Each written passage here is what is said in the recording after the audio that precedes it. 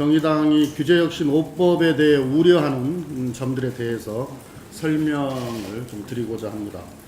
우선 정의당은 규제혁신 5법의 뿌리를 박근혜 정부 시절의 규제 완화와 일본의 아베노믹스로 분석을 했는데요. 이건 아주 큰 오해다. 우선 이 말씀을 드리고, 문재인 정부의 규제 혁신과 박근혜 정부의 규제 완화는 규제 개혁의 원칙과 접근 방식이 전혀 다릅니다. 공통점이 있다면 규제 개혁을 추진한다는 것뿐인데요. 이를 두고 아베노믹스까지 엮는 것은 과한 해석이다 말씀을 드립니다.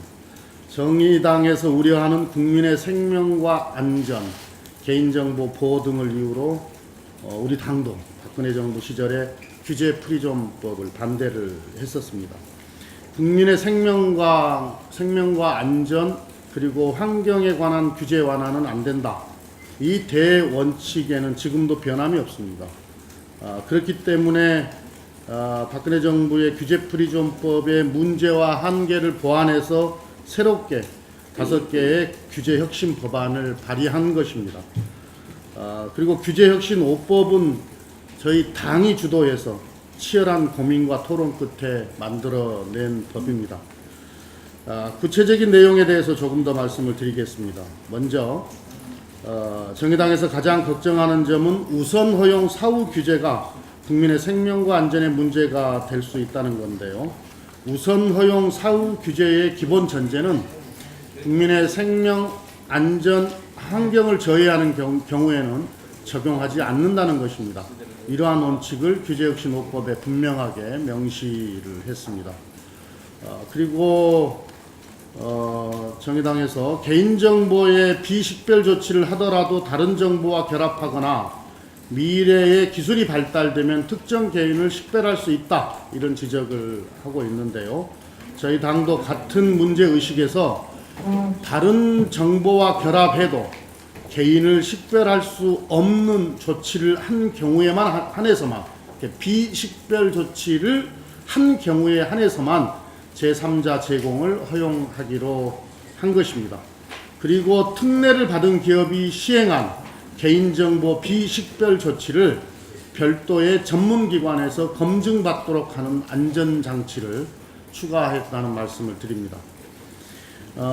또 정의당에서 여야 민생경제 법안 TF에서 논의한 서비스 산업 발전법이 의료 영리화 추진을 목적으로 한 법안이라고 주장을 했는데요. 우리 당도 서비스 산업 발전법으로 인해서 의료의 공공성이 훼손돼서는 안 된다라는 입장을 분명히 가지고 있습니다. 그래서 의료법, 국민건강증진법 등 보건의료 분야 4대 핵심법에서 규정하는 사항들을 서비스 산업 발전법 적용 대상에서 배제하는 대안 입법을 마련했다는 말씀을 드립니다. 규제 혁신으로 다른 부작용이 발생하지 않을까 염려하는 입장은 충분히 이해를 합니다. 그러나 앞서 설명드린 바와 같이 국민의 생명과 안전, 환경, 개인정보 보호, 의료 공공성을 지켜야 한다는 점에 있어서 더불어민주당과 정의당의 입장은 같습니다.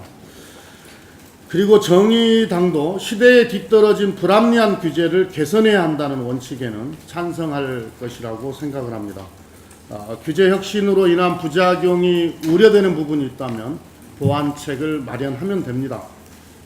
정의당에서도 규제 혁신 자체를 반대하기보다는 보완할 수 있는 방안을 제안해 주시면 좋겠습니다.